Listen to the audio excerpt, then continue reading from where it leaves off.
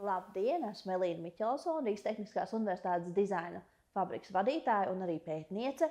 Un šobrīd mēs īstenojam zinātnisko projektu par radošo un inovāciju kvartālu pētniecību. Un mēs pētām, kāda ir šo kvartālu ekonomiskā ietekme.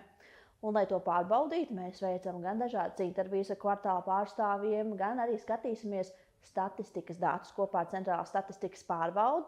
Mēs lūkojamies pēc datiem statistiskiem, lai varētu secināt, kāda ir konkrētu šo te radošo un inovāciju kvartālu ekonomiskā ietekme.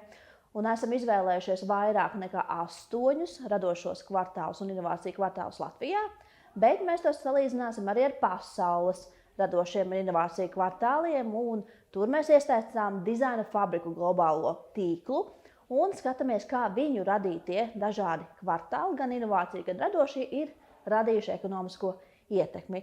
Un savus secinājumus jau lēnītiņām publicējam zinātniskajās publikācijās, prezentējam arī starptautiskajās zinātniskajās konferencēs, un mēs jau redzam šobrīd, ka šie pirmie pētījumi, kā jau labi pētījumi, ir atklājuši vēl vairāk neizpētītus jautājumus, un tāpēc top arī nākošie pētniecības projektu pieteikumi.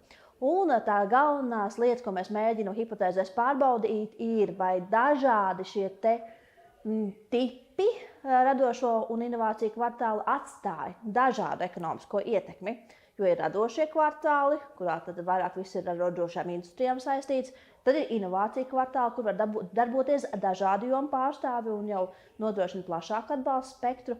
Un ir vēl ļoti interesanti jauni kvartāli, kas veido šīs simbiozes, kur radošais un inovācija kvartāls satiekas.